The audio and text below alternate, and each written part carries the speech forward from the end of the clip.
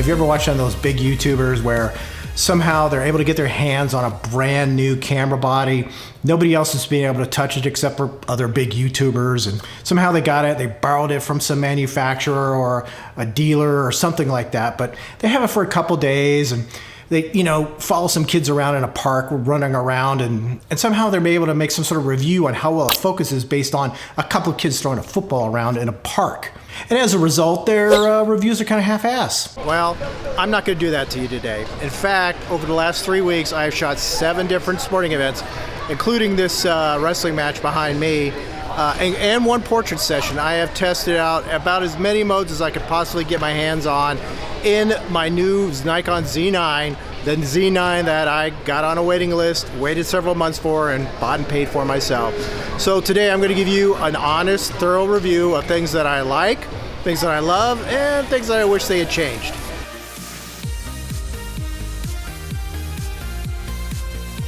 If you've been watching my videos for very long, you know that I have been shooting lately with a D5 and a D850, which are both Nikon DSLR cameras.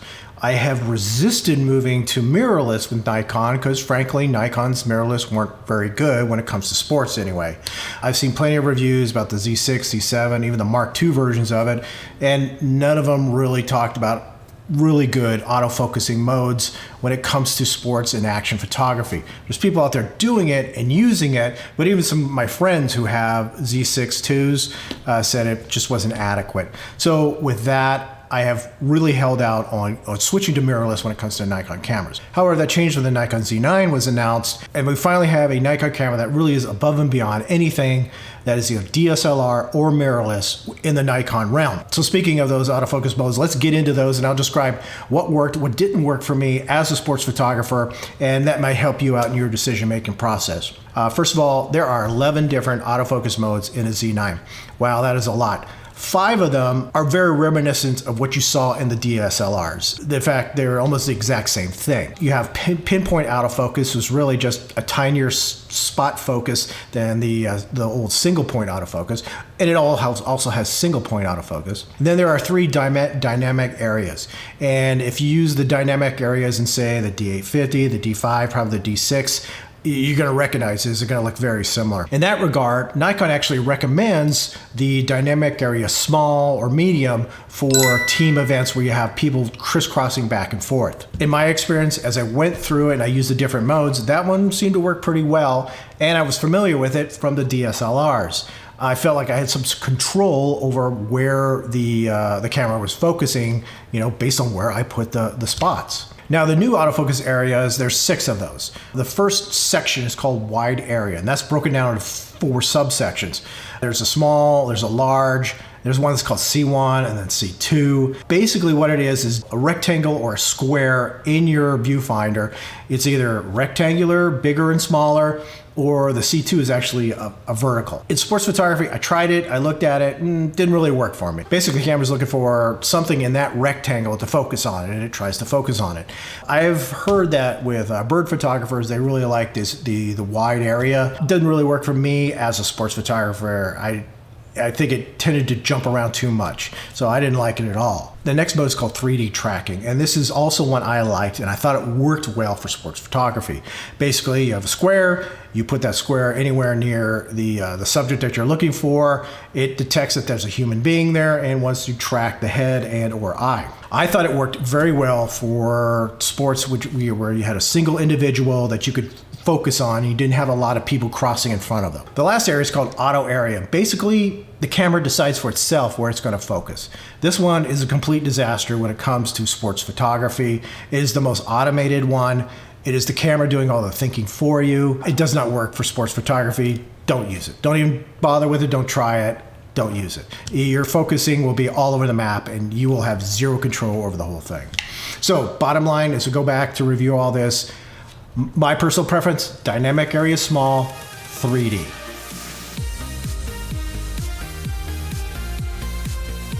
So one of the other things that sports photographers are usually concerned about is low light, high ISO situations. Anybody who's ever photographed at one of those club fields at night or even a high school football field knows that those fields usually have very poor lighting conditions.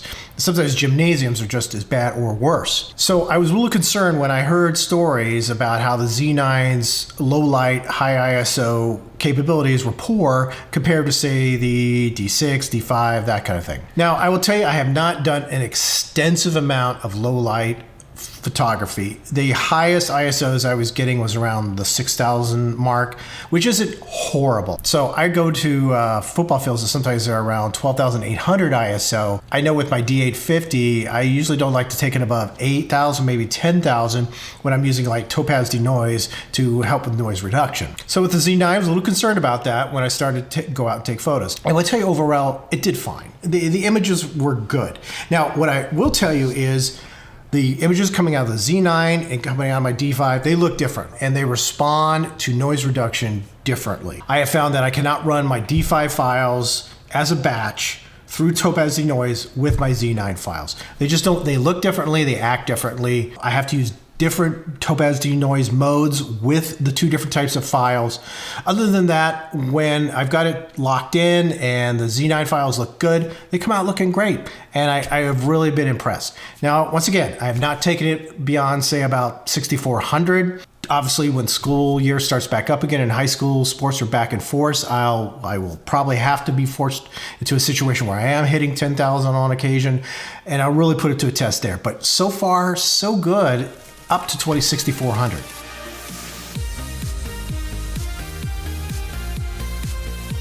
You know, when the Z9 came out, it came out with a new technology, a new way of compression for their RAW files. It's called high efficiency RAW files. And if you look inside the camera, you'll see lossless compressed, high efficiency with the star, and then high efficiency.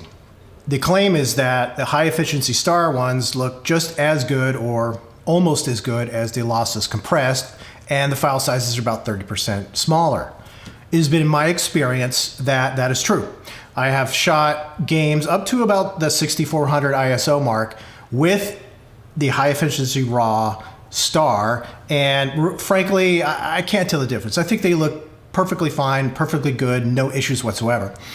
Now, I have not tested out the regular high efficiency because I was photographing events where I was expected to make some money off of this and people were paying me to do it, so I wanted to use the higher quality images whenever possible.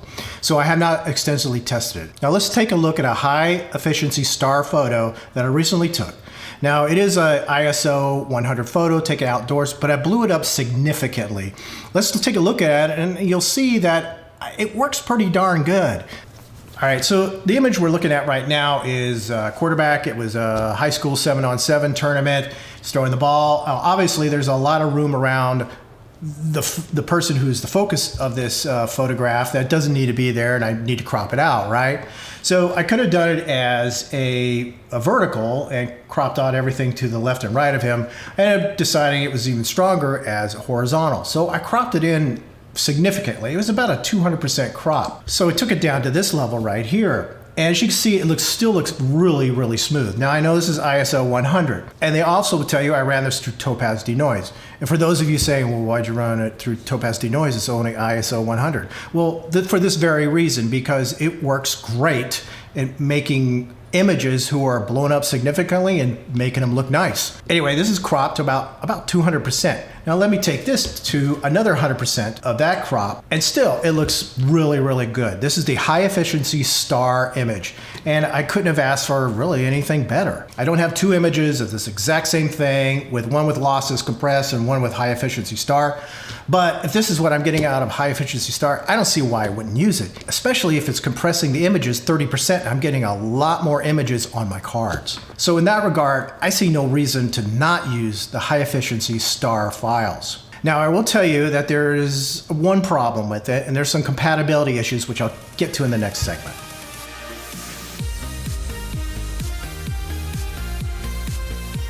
So the first compatibility issue I ran into was about batteries of all things. Now basically what is going on is Nikon gives you a new battery that comes with the Z9, which is great. However, if you need another battery, and which I do sometimes when I'm doing very long shoots, that battery gets depleted and I want to throw another one in as quickly as possible. Well, what I found was that my old batteries out of my D5 and my D850 are not necessarily compatible with the Z9. Now, if they have a Nikon on the label, then they work fine. If they don't have a Nikon on the label, and some of mine didn't because, frankly, I bought batteries that were a little cheaper off brands, but they worked fine in the D5 and the D850. But that is not true of the Z9. So just keep that in mind. Oh, by the way, that new Nikon battery is not always available at your local store, at Amazon or B&H and everything like that. Sometimes they're on back order. But if you have older batteries that say Nikon on them, they'll probably still fit. Now, in the meantime, I'm sure some manufacturer out there is going to figure it out and they're going to come up with some way to backward engineer the Nikon batteries and get it to work. But as of right now, as I make this video, I don't know that there's any out there. I've seen some that claim they were, but I haven't tested it, so I'm not going to try to advocate for any of them at this point in time. The next issue I ran into involved these little CF Express cards. Now, if you just pull out the Z9 manual, it doesn't really specify what you can or can't use. It just says CF Express. Okay, that's great. You really have to dig down deep into the technical manuals within Nikon's website to actually find which cards that Nikon recommends. Unfortunately, I did not do that initially. I used a couple cards, again, going back to my D5, that worked perfectly fine in the D5, which the Z9 pretty much spit out. So what I'm going to do is I'm going to put the link to those specifications down below so you can go find them yourself. It took somebody else actually pointing it out to me before I actually found them and found a card that would work in the camera. But this brings me to the next issue. Some cards get hot as hell in the Z9. The Z9, when you're chugging along 20 frames or higher and you're doing a lot of that, some of these cards get very, very hot. You can actually feel the camera get hot in your hand. I had experienced a situation called a hot card, and I had never seen that before. Again, this is my first, high-end mirrorless camera. Got a hot card warning. It was a 105-degree Fahrenheit day, and I knew the card was hot. Everything was hot. You got this big black camera with a big, black 400mm lens. Everything is getting hot. It's out in the sun getting baked. Well, I got a hot card warning, and when that happened is my 20 frames per second rate dropped down to about 10 at one point in time, and it wouldn't get any better.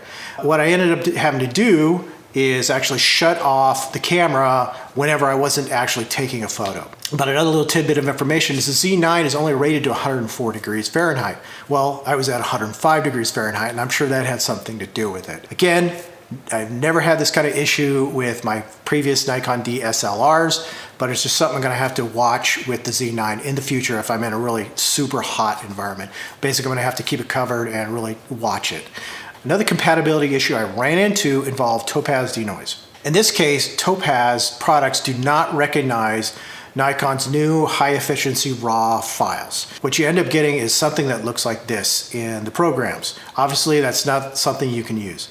Now, I will tell you, most of the products that I currently own work fine with it. Photomechanic worked fine with it. The Adobe products work fine with it. Topaz apparently does not right now. I will tell you, people will tell you, well, it works. I use Topaz denoise all the time. I just, open it up in Lightroom, and then I go over to Topaz denoise and it opens fine. Well, that's because Lightroom is changing it to a TIFF file instead of in its native format, which if you do a lot of bulk processing like I do, when I have very huge galleries, I like to bulk process. And when you do that, it doesn't work. But if you first take it into Camera Raw, Lightroom, Photoshop, yes, it opens up properly. What has to happen is you have to either convert it to a TIFF or a DNG and then take it over to Topaz denoise to use that product. My final compatibility issue that I've discovered so far anyway revolves around off-camera flashes. For years I've been using a Neewer Vision 400 watt flash unit. In fact, I had 3 of them, wireless system, and they work fine on my D750, my D850, and my D5. Well, apparently Nikon has done something with their newer mirrorless cameras, and now that system no longer works with it. It was a little shocking that a Nikon camera wouldn't work with a supposedly Nikon compatible system. Now I contacted Neewer, and they basically said, yeah, it doesn't work, and I got the impression they weren't going to do anything about it. So what I ended up having to do was sell all my newer systems and pick up some Godox, a 400 and a 200. Those work perfectly fine. I can't tell you all the systems that work right now, but I know for sure that Godox does, and that's what I'll be using from now on.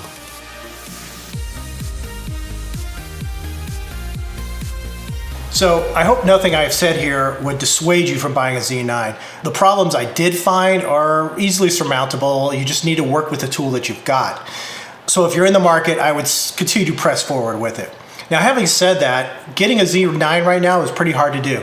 It depends on what country you're in. I'm in the United States of America. I'm going to use some advice on my experiences here in the US. Of course, wherever you're from is going to vary, but here's what worked for me. And I got my Z9 2 months after I actually ordered it. And the way I got it that quickly, and I've heard some horror stories out there like 6 months or more, but the way I got it within 2 months is I ordered from Nikon USA. Now, I had contacted several other places like B&H and Autorama, put my name on the list, gave them my credit card, those kind of things. But in the end, it was Nikon USA that got it to me the quickest in a 2-month period. Now, I will warn you, I would use a regular credit card that you have got plenty of room on for the $6,000 you're going to need for the camera itself and the FTZ2 if you don't already have that. I've heard that if you use a debit card, you run the real risk of some sort of issue where if you don't have enough room on your card at the time for the full amount, you get bumped and you go to the back of the line, or your order gets canceled completely. So I highly recommend a credit card with plenty of room on it.